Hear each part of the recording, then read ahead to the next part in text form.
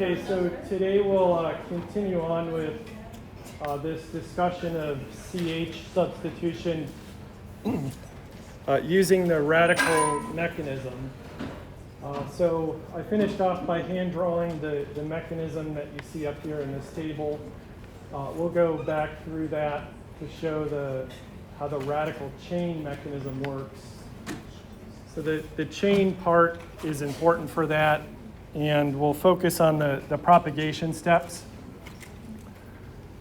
We'll use the data from the bond association energy table, put some numbers in there, and what you need to imagine now, we're only showing the case with methane, but this is going to be applicable to any hydrocarbon that we've learned about. And then we'll see the subtle difference between the class of hydrogen and then the halogen that's used, what the differences are to explain the reactivity. So the overall process, again, is shown here with methane reacting with molecular chlorine to give chloromethane and HCl. So within a chain mechanism, there are different steps. And so the three main classes are initiation, propagation, and termination. The initiation step typically involves cleavage of the weakest bond that's in the system. For this mechanism, since we're using X2, in this case chlorine, it's that chlorine-chlorine bond. And the cleavage happens homolytically, which means that the two electrons in the sigma bond split so that we end up with two chlorine radicals. So that's our first reactive intermediate that enters the propagation step 1. That chlorine radical will abstract a hydrogen. So even though we're showing methane, you need to imagine this as you have whatever alkane, it has however many unique sets of hydrogen, and then there's different classes. So we abstract that H, we get HCl and then methyl radical. That reactive intermediate then enters propagation step 2. It's abstracting a chlorine from Cl2. So we end up with that mono-substituted product now. And this is the key thing for the chain mechanism is that chlorine atom is a propagating radical. So I'll just highlight that in green. In terms of the cycle, so those two steps enter a cycle. This will go back up and keep that cycle going. So as long as things are mixed in the appropriate proportions and the reaction variables are controlled, you can consume all the methane to generate the chloromethane. So visually, if you can sort of imagine this, you have that chlorine radical reacting with the methane, that those two species have to, get close to one another and bump into each other and make the reaction proceed. That's what we desire to happen, but within that, these things are just floating around. They don't think in a sense that, I need to attack chlorine or whatever. So the termination steps involve the combination of two radicals. So they'll combine to form some sort of sigma bond and then a neutral product. So notice on the product side, there's no radical formed. So it's terminated because it kills that cycle. And any combination of radicals can combine in a termination step. I've shown just 3 basic ones here, but there could be more. And the issue with the termination step is, even though you're forming this product here, you're going to have to control the thermochemistry of it to get the cycle back going. Termination step B would form ethane. And that would be a problem now, because if we've started with methane, we've produced ethane, this could undergo a substitution by itself. So you'd get chloroethane, and that would just increase the number of products that are formed and that you subsequently have to separate. And then finally, 2 chlorines combining to form chlorine again, which is not bad because it's being consumed, but then you have to initiate the reaction again. So on the next slide, we'll put in the values here for these steps and the half reactions and what the total for each step is. But then keep in mind, ultimately, we want to generalize that to primary, secondary, tertiary hydrogens, as well as for every other halogen. So the numbers that you see here, so Cl2 being cleaved, that was from the table, it's plus 243. And then below each sort of half reaction are the values from the table to either make or break those bonds. And the key thing is, as I said, the 2 propagation steps here. So from this first one, we take the 440 and negative 432. We add those together to get that number. So that plus 8 kilojoules per mole is the energy requirement for propagation step 1. Then we do the same thing for propagation step 2. We get 243 and negative 352. We add those together, that's negative 109. The reason these 2 steps are important is because, as I said, it's the cycle. And for that cycle to be sufficient, step number 2 has to meet the energy demand for step number 1. And because that number is plus, we have to supply that amount of heat, and we can see that it is met by step number 2 because that's negative. So step number 2 gives off negative 109, which is sufficient to meet the propagation of step 1. So if you took 109 divided by 8, you would see that that's about 14 times as much energy that's needed. So it's sufficient to keep that going. What can change, though, is when we look at the different halogens, F2, Br2, and I2, these numbers in these half reactions are going to change based on the values for those halogens. And these numbers ultimately change, so maybe there's too much energy produced, or maybe there's not enough to meet that demand to get the cycle propagating itself. So as we drill down into this mechanism, the thermochemistry becomes important to understand what is synthetically useful, and then what is what's not going to work in a practical sense.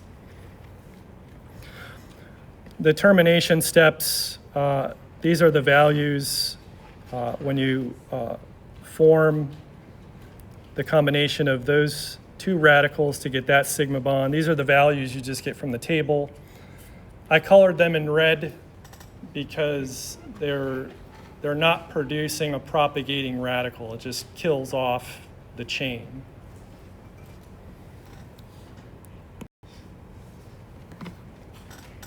Any questions before we dig into this a little bit deeper?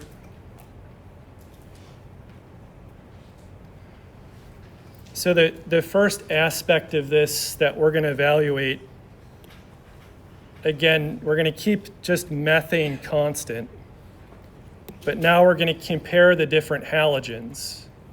We're going to do the same, data retrieval from the table, fill in the numbers from those half reactions, and then look at fluorine, chlorine, bromine, and iodine. So here is the things we're interested in, mainly the initiation and the two propagation steps that form the chain. So we get the values from the table by looking up those structures. We do that sort of addition thing. And then for chlorine, this was the data from the prior slide. So if we do the same analysis for fluorine, bromine, and iodine, put that in there, see how those molecular halogens compare to one another, and then what's useful for us in a practical sense. This last row here is just taking the amount of energy produced from propagation step 1, dividing it by propagation step 2. And so typically this needs to be a number greater than 1. If it's lower than 1, the cycle really can't propagate itself.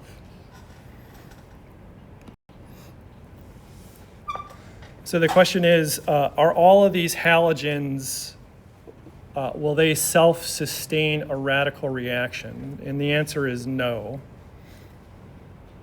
So let's go through each of these and explain what the issue is, or the non-issue. So again, these values we're getting from the table. We do the same analysis as I shown on the chlorine slide. For fluorine, propagation step 1 releases 130 kilojoules per mole. So that's exothermic. The propagation step 2 is also exothermic at negative 302. So the fact that this is negative or low is good, but the fact that that is a lot more negative is bad, because what that's saying is it will meet the energy requirement to substitute any CH bond in a molecule. So fluorine itself is kind of like a runaway train in these reactions where it will over-fluorinate. And we really don't want to generate a mixture of things. We want to control where it's happening and how much of it is happening. So fluorinations require a lot of practical control of variables. And fluorine is good for making polymers. So if anyone cooks, you know the difference between cast iron and sort of your normal Teflon coated skillet. Stuff sticks to cast iron, whereas in the Teflon coated skillets it does not. And so that's because that polymer that's overlaid on it has these repulsive interactions, so food won't stick to it and you can clean it easier. So fluorine's not good because it will over-fluorinate, and we don't want that. So chlorine, as we said, it only requires a little bit of energy for step 1 that's met appropriately by the propagating step 2. Notice the switch now to bromine. That step 1 goes up quite a bit. Now it's plus 74. Step 2 goes down a little bit to negative 100, but these are still matched. That negative 100 can meet that energy demand. And the ratio is about what you want it to be. It's not a crazy amount more. And then for iodine, step one requires 142 kilojoules per mole, but step two only releases negative 89. So that does not meet that demand.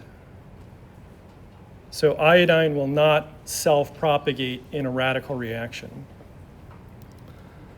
So this is the oatmeal scenario here. Is it too hot or too cold, or is it just right? So fluorine is too much, iodine's not enough. So synthetically, chlorine and bromine are the most useful. But now these two numbers make a big difference between the synthetic utility of them. So chlorine, if you have different classes of hydrogen in the molecule, primary, secondary, tertiary, that energy demand is enough to substitute any of them. But bromine is more selective because that ratio is a lot lower. It's the way that I like to think about it is in terms of food. So chlorine is really hungry and it will eat any old leftovers in the fridge because it wants to satiate the hunger. Bromine's not really hungry, so it's a little bit more selective. It wants its filet mignon, perfectly medium rare. And so that all gets back to the classes of hydrogen that are in the alkane we're looking at. And then ultimately, once we're able to substitute a specific H for halogen, that leads us into the other mechanisms that we'll learn.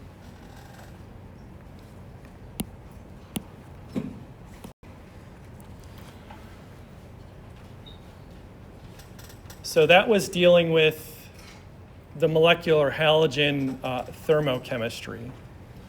Now we're going to look at the classes of hydrogen, what makes them different in terms of the selectivity. So primary versus secondary versus tertiary. And we're going to study this with two compounds, propane and 2-methylpropane.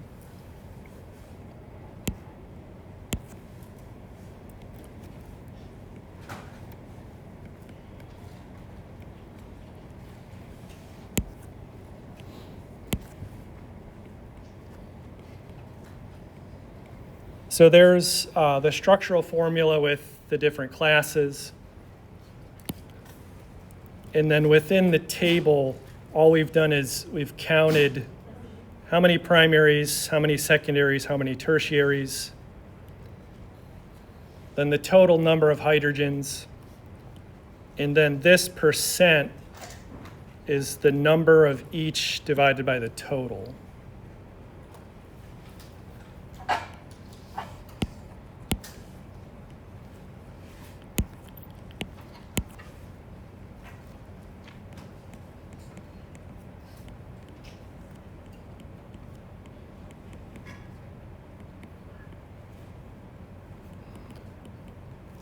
So the way that I like to think about it is that gives you, from kind of statistics, an estimate or approximation of the distribution of substituting at those two positions.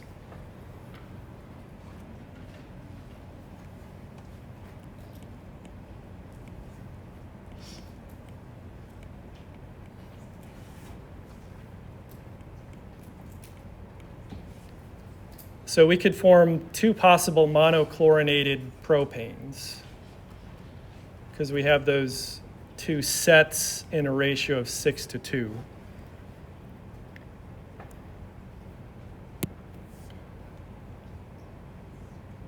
And based on those statistics, we would expect the primary to give a 75% yield and then the secondary to give 25% yield. but when the reactions run, is that what is actually observed? And so the answer is no. And I've partially explained this in the prior lecture. It has to do with cleavage of that class of CH bond and then the resultant radical stability.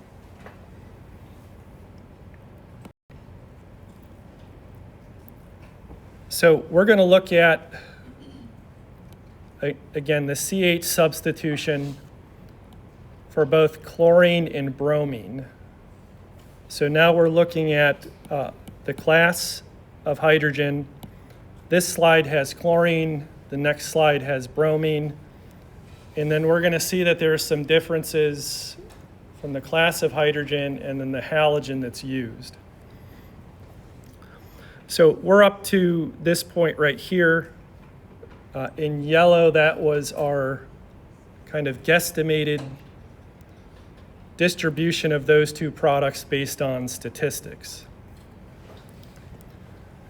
When the reaction is run and the products are characterized, we see that there's a 45% yield of the primary and a 55% yield of the secondary.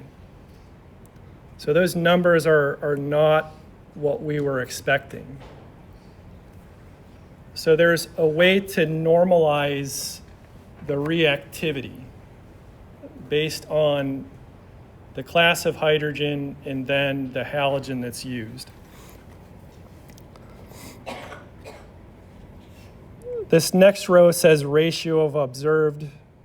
It's just another way of converting the percent into a different way of describing that. So instead of 45-55, we can say 1 to 1.2. Now the reactivity of the hydrogens is normalized by taking this number in green and dividing by the total number of that type of hydrogen. So 45 divided by 6 gives you 7.5. And then 55 divided by 2 gives you 27.5.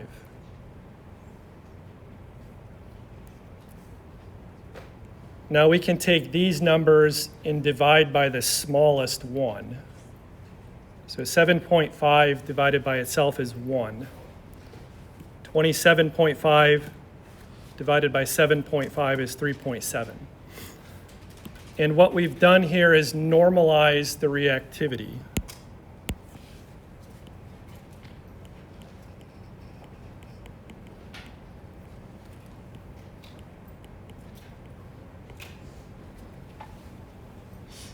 The reason we've done that is because the observed yield does not match the statistics that we would expect. So we have to have a way of explaining that. So what falls out of this is that a secondary hydrogen is 3.7 times more reactive than a primary hydrogen when chlorine is used in the substitution. So we're building up some observations to create some trends here that we can use synthetically. But keep in mind from the thermochemistry that with chlorine, there's so much energy supplied in the second step that even though a secondary hydrogen is more reactive, you can still chlorinate at the primary positions. And we'll show that visually in a couple slides as well.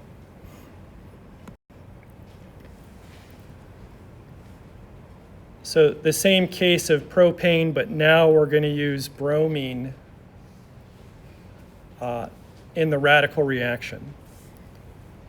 We still expect that 75-25 ratio. But now look at the observed yields. The primary is 3%. The secondary is 97%.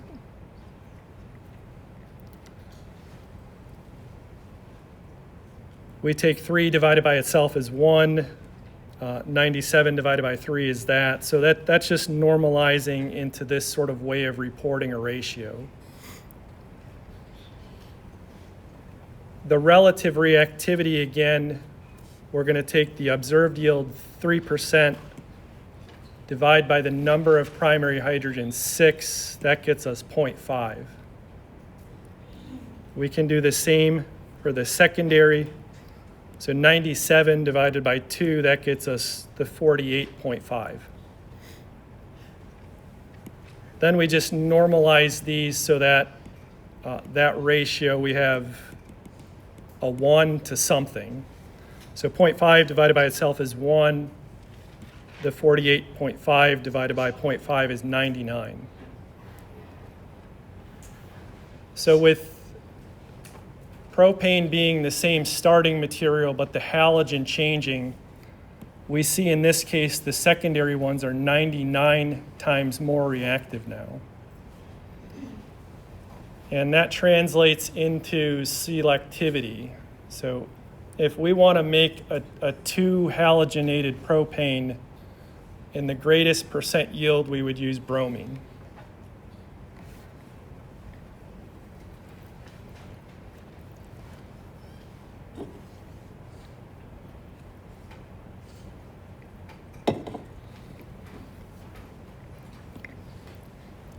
So for tertiary hydrogens, we have to use a different starting material that actually has one of those. So we just take propane and make the 2-methylpropane as the starting material now.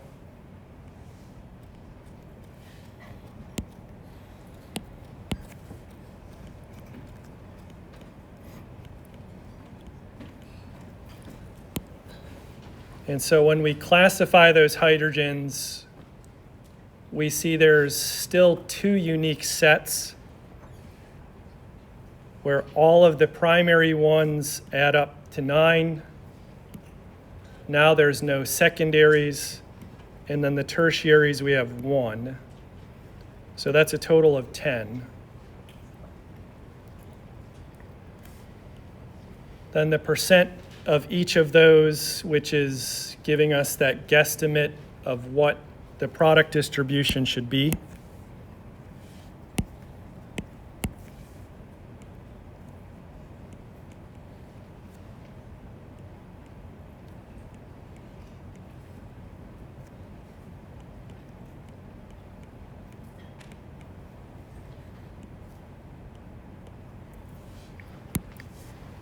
We would expect a 90% yield of the primary substituted and then a 10% yield of the tertiary substituted. But as you can kind of see where this is going, that's not going to be the case. And then furthermore, the tertiary hydrogens show an even greater ratio of reactivity.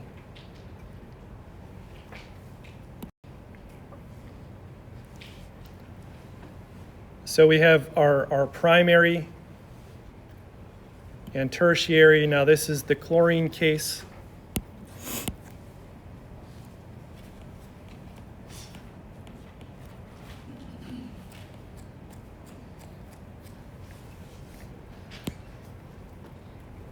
So if we expected 90 to 10, we end up with 63 to 37. We can then normalize those things again. We get the relative reactivity.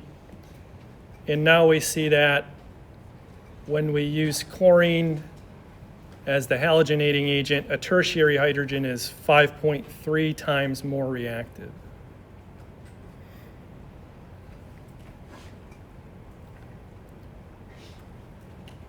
So our overall trend here is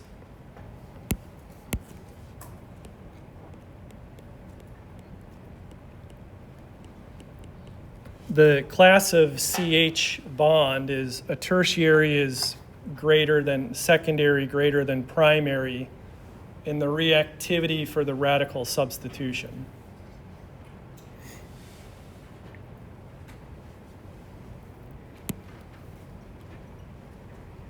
So on the next slide, we'll see bromine, and we'll see that those numbers are even more exaggerated, again, due to the thermochemistry of the bonds involved.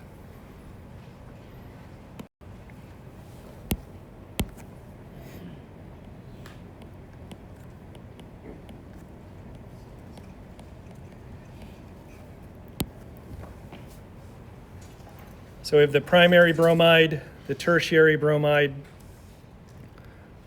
The observed yield is now 1 to 99%. You can run through all that normalization math, and what falls out of that is a tertiary hydrogen, when bromine is used, is 990 times more reactive than a primary.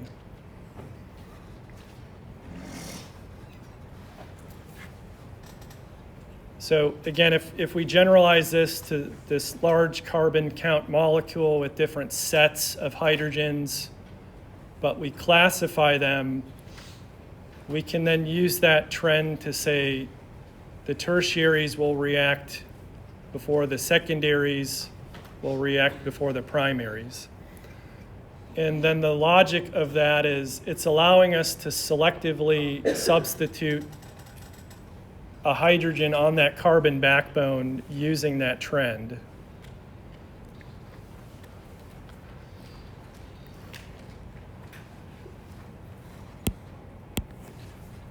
So overall, we see that bromine is more selective than chlorine. So in terms of selectivity, if we want to make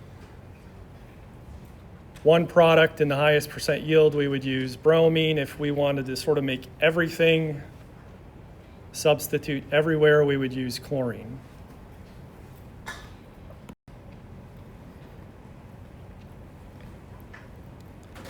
So here is our reactivity order. You have your molecule, you identify the sets, you classify them. That's going to guide you where the substitution is going to happen. We do have to remember the special cases where there's allylic or benzylic, because those have weaker bonds to begin with, meaning that you can have primary allylics that still react faster than a normal, say, tertiary hydrogen. So that's something that you need to pay attention to based on the structure. In terms of synthetic usefulness, fluorine is too reactive. Chlorine is more controlled, but it's still going to target all of them in a non-selective manner. Bromine's the most appropriate for reactivity, selectivity. And then iodine is not useful since it doesn't propagate the chain. So over the next couple of slides, we'll visually show that in any given molecule, there's typically less tertiary or secondary hydrogens. There's usually more secondary or primary. Why are the tertiaries more reactive if there's a lower number of them statistically? And then what is responsible in this change between chlorine and bromine in terms of selectivity?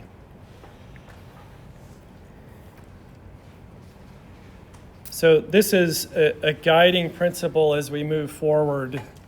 If you look at any prescription drug, the complexity of it, how are those functional groups positioned along that backbone the way they are? How do you get them there? It's a very rational process. We're not just dumping stuff into a flask in hopes and prayers for the best. We have enough scientific knowledge to take these constituents from petroleum and then transform them into prescription drugs over multi-step sequences.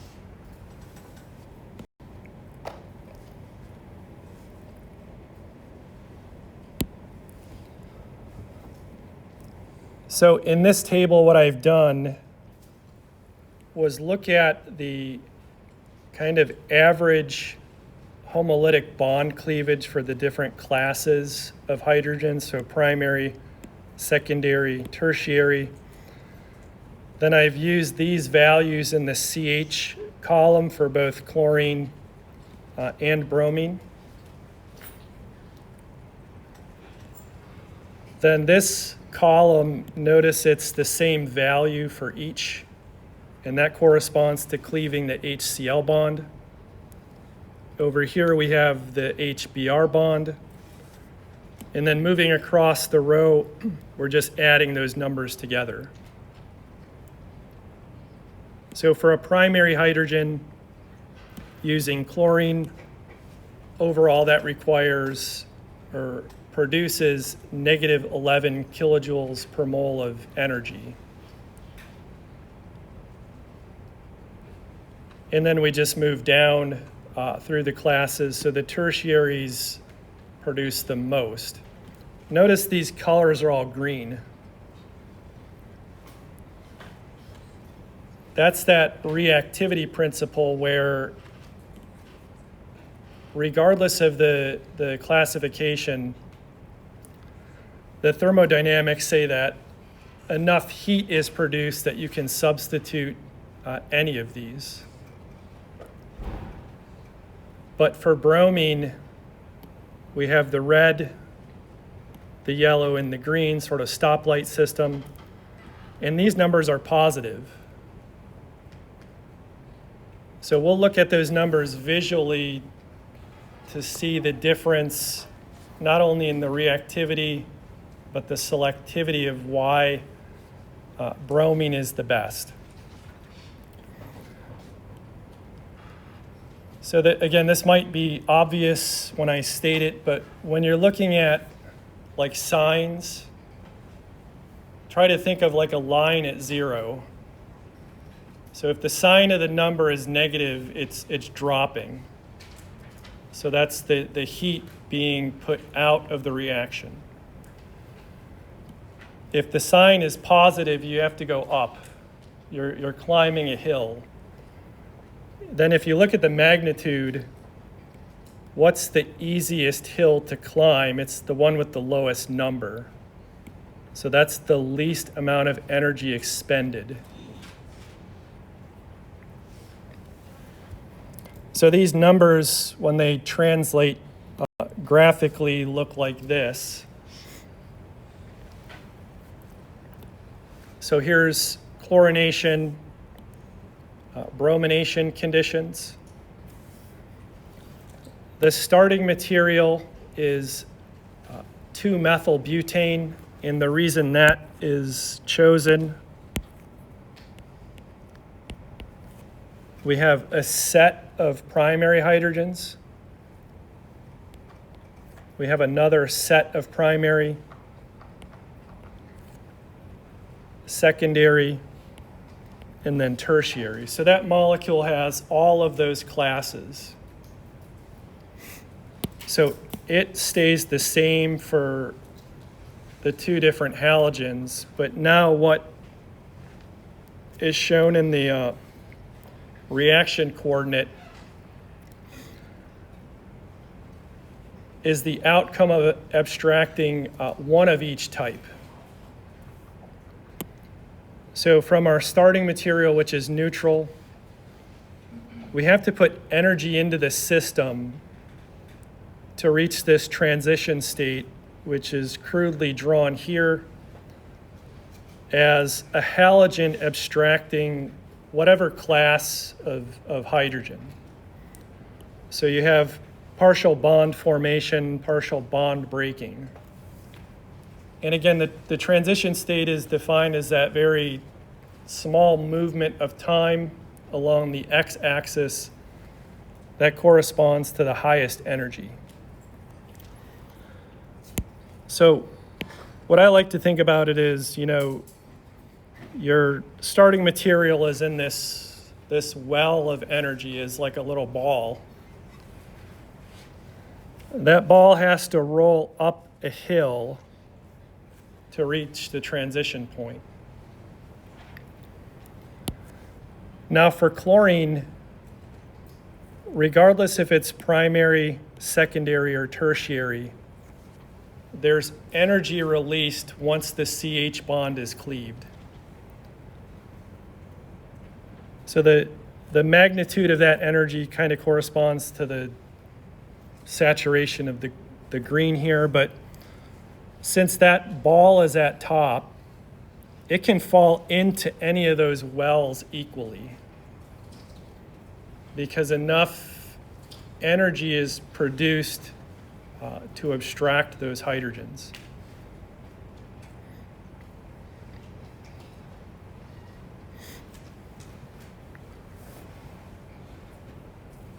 Now visually, when we look at bromine, our starting material is still in that well of energy. But now we have to go a little bit higher for the energy of activation. And notice the location of the reactive intermediate is higher than where we started. But it's not higher than the transition state.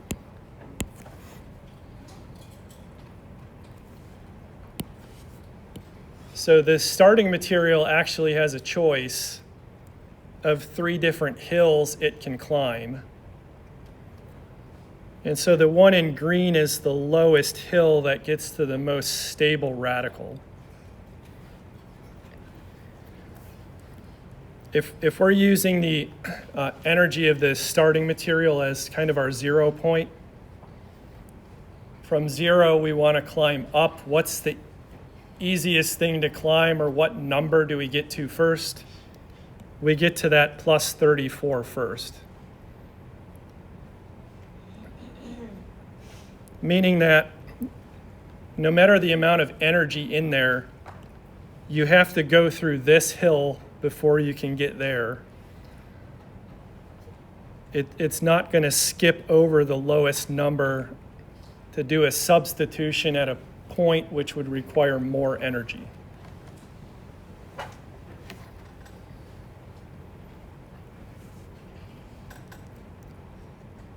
So stated another way, based on your classes of hydrogen in the starting material, the more substituted ones for bromine will always go first. Whereas since chlorine, this reactive intermediate is dropping in energy, there's enough to substitute anywhere.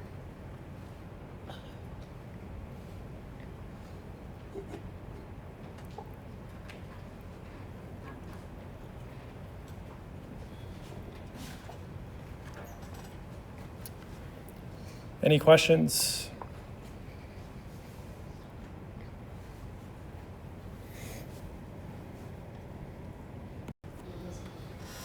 To snap a slide selfie.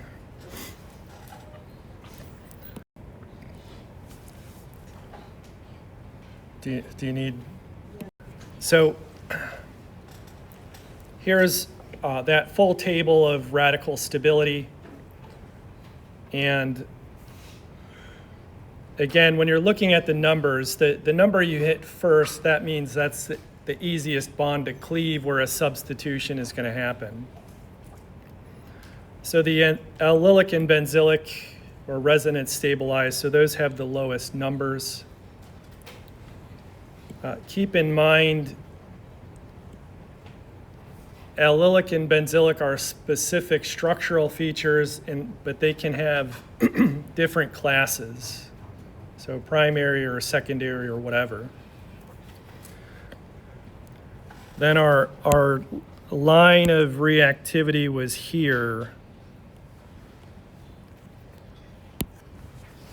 From tertiary to methyl, those all came from sp3 hybridized carbon. to the left of that line, you're either coming from an alkene CH, an aromatic CH, or an alkyne CH. And so those are require the most energy to break. Meaning that if you were standing on this line, sort of climbing a ladder to one of these, if you encountered one of these first, you would never get to these because they're too much energy.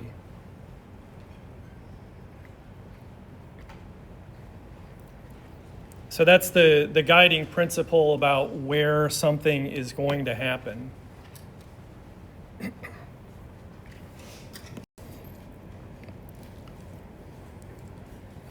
So in the remaining part of today's lecture, we're going to look at stereochemistry. And then we're going to look at some other reaction conditions that operate with a radical mechanism.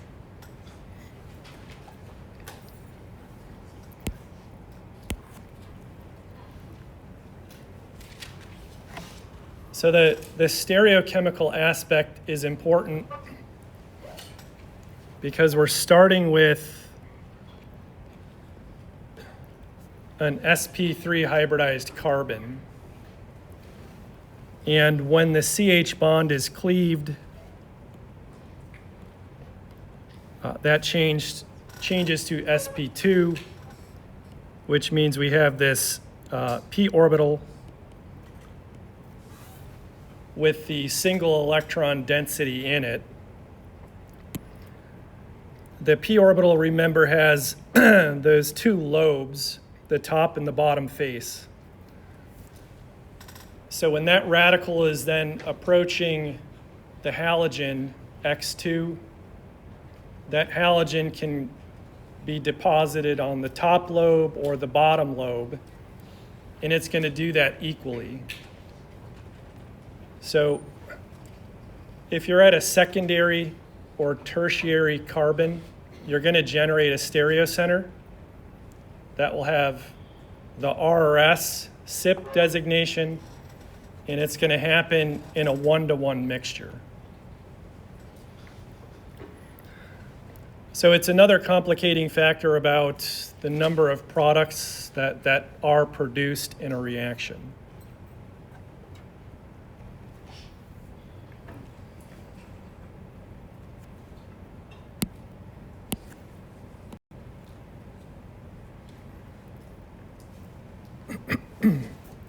So to demonstrate this purpose, let's start with the 2-methylbutane.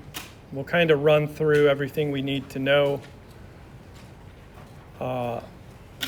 and draw out sort of all the products, because we're going to use chlorine as the halogenating agent and then see how the stereochemistry comes into play for this.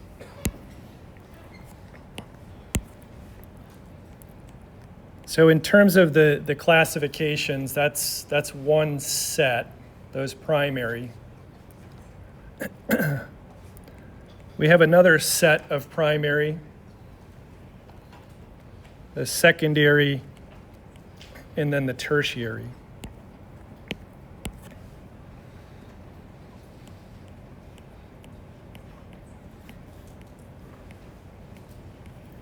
So that accounts for the unique sets and their ratios. Then in blue, I'll just put, what are the classes?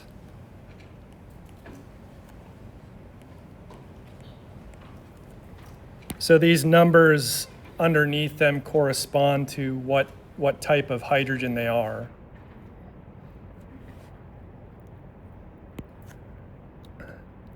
And because chlorine is, again, supplying enough energy to substitute all of those, we're just going to take an H from each, substitute it with chlorine. So we'll draw those out, and then we'll ask the question, does this form a stereocenter? Maybe a rule to this is that anything that's primary cannot form a stereocenter, because that means they're methyl groups. And when you substitute, you're still left over with two hydrogens.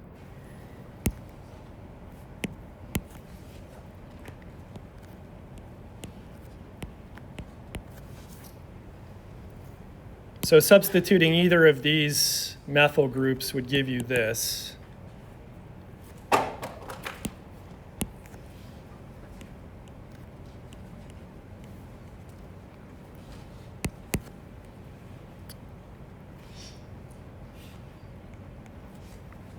So this product would result from substituting the terminal methyl group there.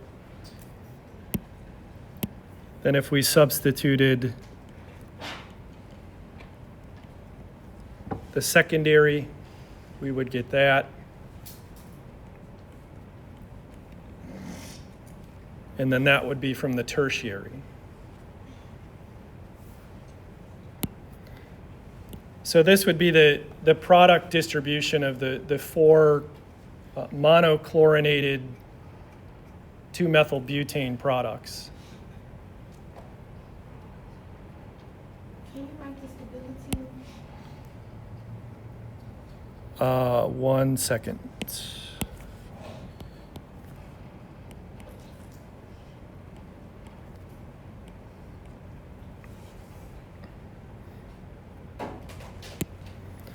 So as I said, the substitution from the primaries cannot generate a stereocenter. The secondaries and tertiaries it can, but you still have to ask the question about the unique substituents. So this carbon has 4 unique substituents, so that's going to generate stereoisomers.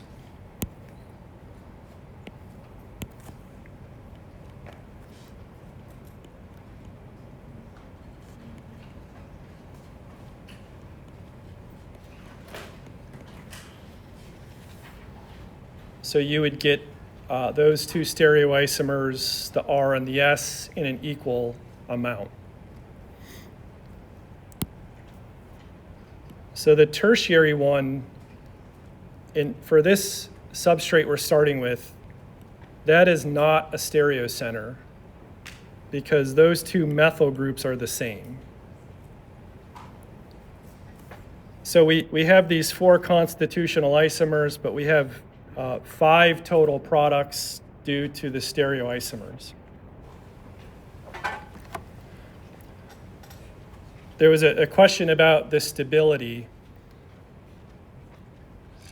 Again, with chlorine, this would be hard to predict which one of these 4 would be the major isomer, because that chlorine can substitute at any of those classes due to the thermochemistry. Now, when we compare this with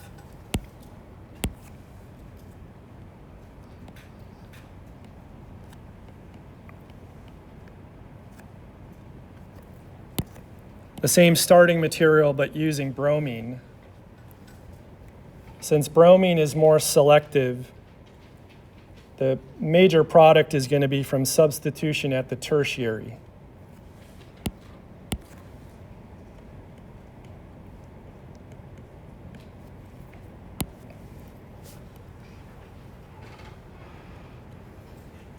And that falls out of the thermodynamics of the CH class versus bromine and how those hydrogens are abstracted. So it's easiest to cleave the CH here when bromine is used, and that means we're going to end up with the tertiary bromide.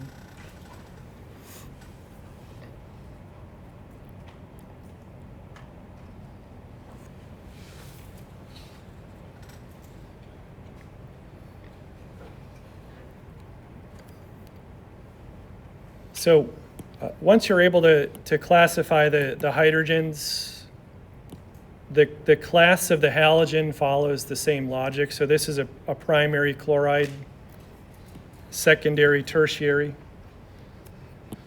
And then those halogen classes are used to establish the trends and the mechanisms that we're going to learn later on, the different substitution mechanisms.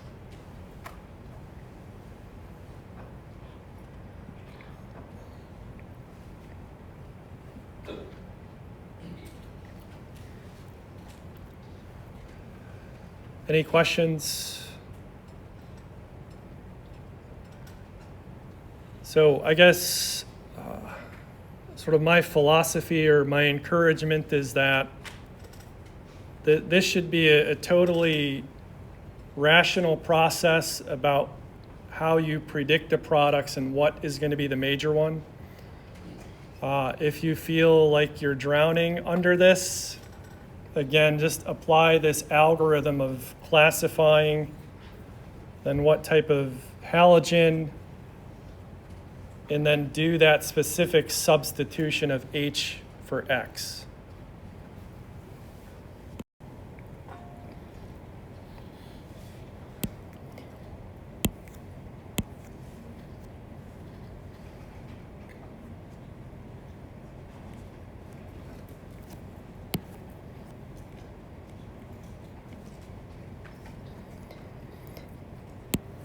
So this is a problem that you can work on at home. I'll sort of kick it off with some guidance.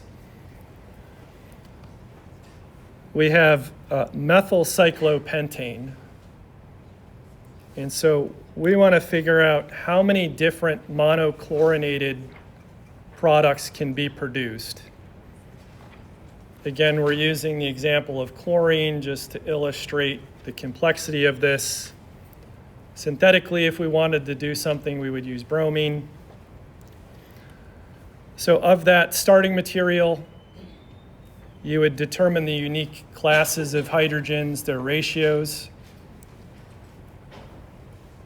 You'd classify those hydrogens, then from each class do a substitution.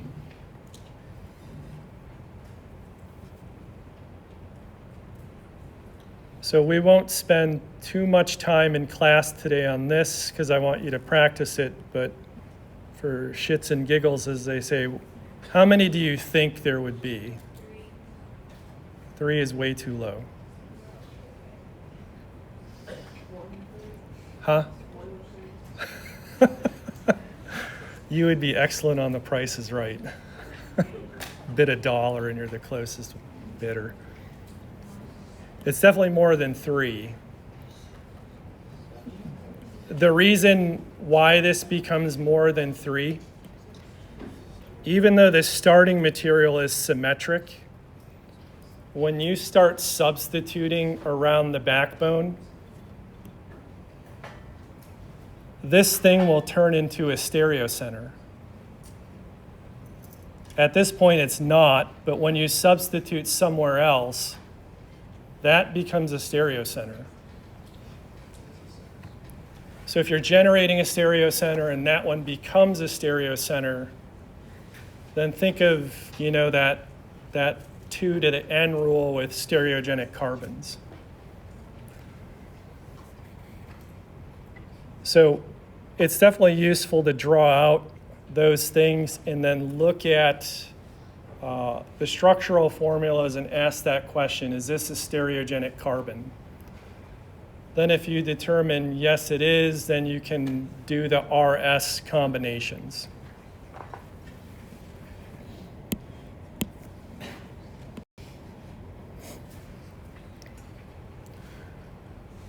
So in the last little bit here, we're going to continue on with radical mechanisms, but now we're going to look at some different reagents that will accomplish these CH substitutions. And as a practicing organic chemist, I look at reactions as tools, and the more tools you have, the more creative you can be. Maybe as a student learning this, you just want to have the hammer and everything's a nail, so you don't have to memorize a whole bunch. But this is kind of a preview of where we're going overall in Organic 1 and 2. As we learn different reagents, so for example, on this slide, we have a new reagent. It's called N-bromosuccinimide, and it's abbreviated NBS. What you'll have to develop as part of the way you learn is how do these reagents, or what functional groups do these reagents act upon? So sometimes there's very subtle differences in what is above and below the reaction, what solvents in there, what other additives, about the specific functionalities they act on. Again, because we don't want this to be some random irrational process. We want to know exactly where that reagent is targeting. So NBS is a source of bromine that will specifically do substitutions at an allylic position.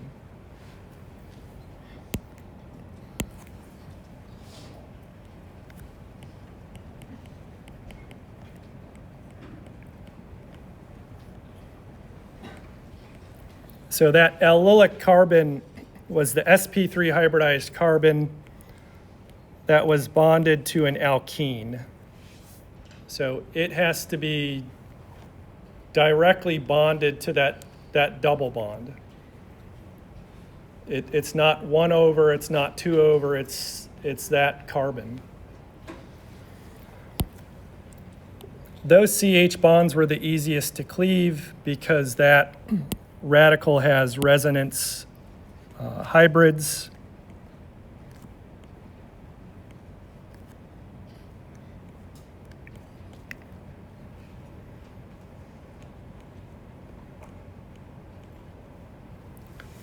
And so this match of an allylic system with NBS is specifically going to substitute an allylic CH bond. So what makes this special?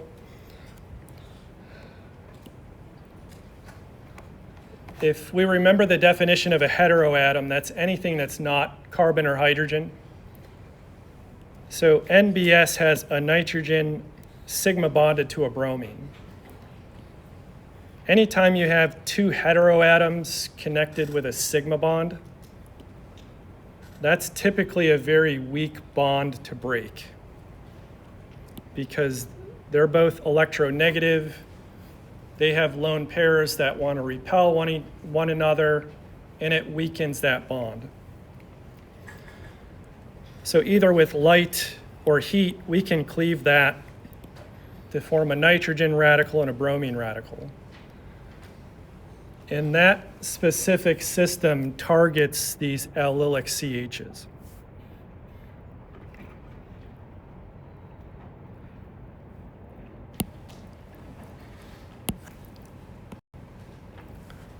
So let's look at this system here, which is 2-methyl-1-butene.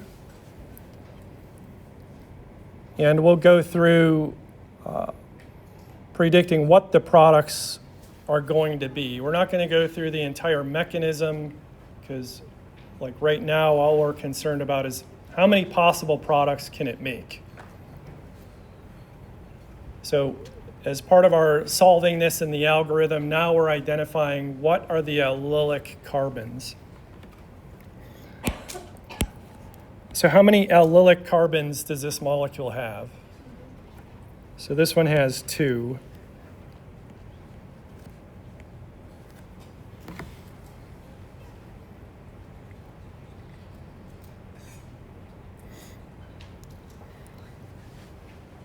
And so before I move too far forward, in case I left some stuff out,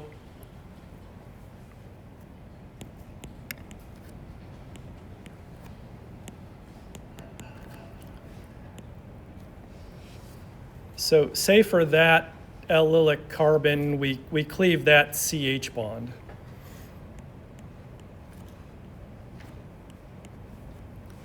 And it generates that allylic radical.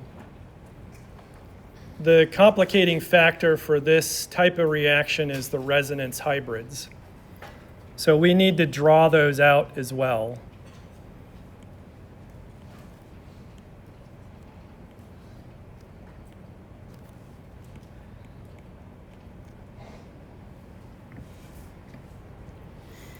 So that's just the migration of the double bond and then that single electron. But overall, these two hybrids are the same thing. Even though they look slightly different, they're the same just due to a bond rotation.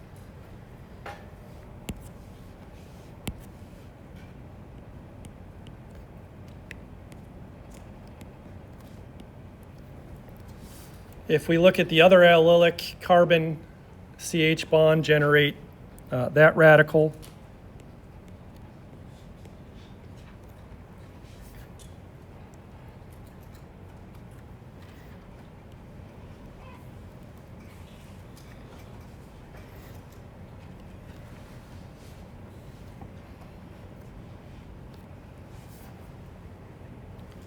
So that's a hybrid. But now there's also another resonance hybrid. And the reason for that, remember with double bonds, we could have E or Z geometry. So we can have a third hybrid with a different geometry.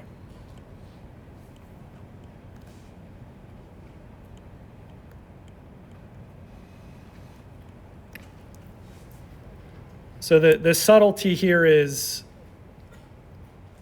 in this first one, see the methyl groups are on the same side? Then in this last one, they're on different sides.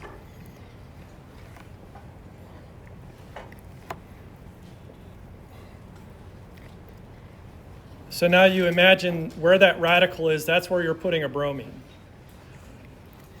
So when you draw the products of this out, not only do you have the double bond geometry to contend with, but also if a stereogenic carbon has formed. So for these, you have to identify the allylic CHs. Then from that, the resonance forms. And then from that, that's going to guide you into the possible products you can form. So we have the HA, the HB. Abstraction and substitution of HA is only going to lead to one product because the resonance hybrids were the same. But with B, we're going to get multiple products because we can substitute right where we generated that radical. Then that's also generating a stereocenter. Then the resonance hybrids have E and Z geometry.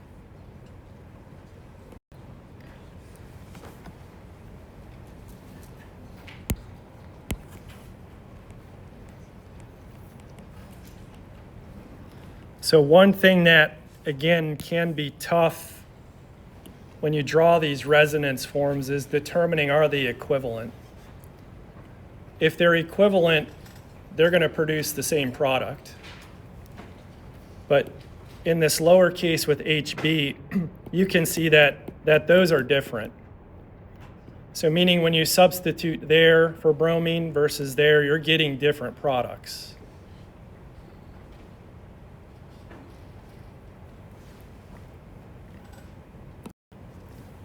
So this is the outcome of that when you substitute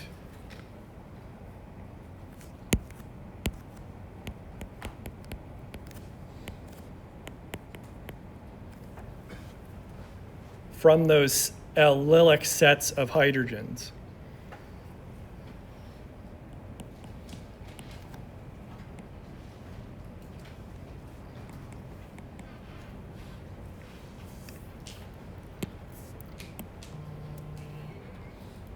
So HA can only give you one, but then HB you get these four different ones. The last two are the ones related to the geometrical isomers. These first two are stereoisomers because we were at a secondary carbon and we can get the R and S configurations.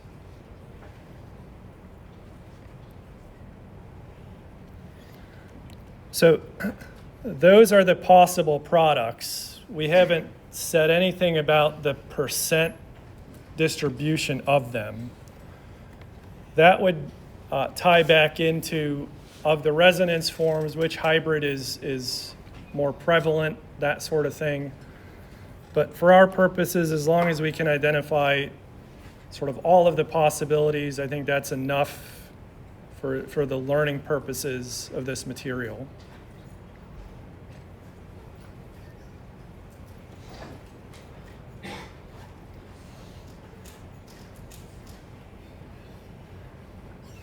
Any questions?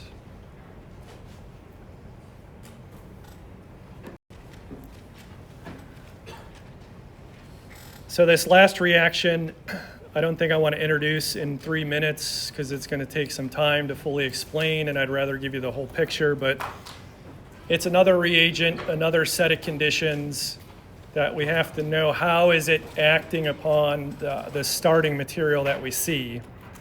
But overall, it's reacting via a radical mechanism, but now it's the next level of hell here in terms of the product distribution. So we'll pick up with this addition reaction on Monday.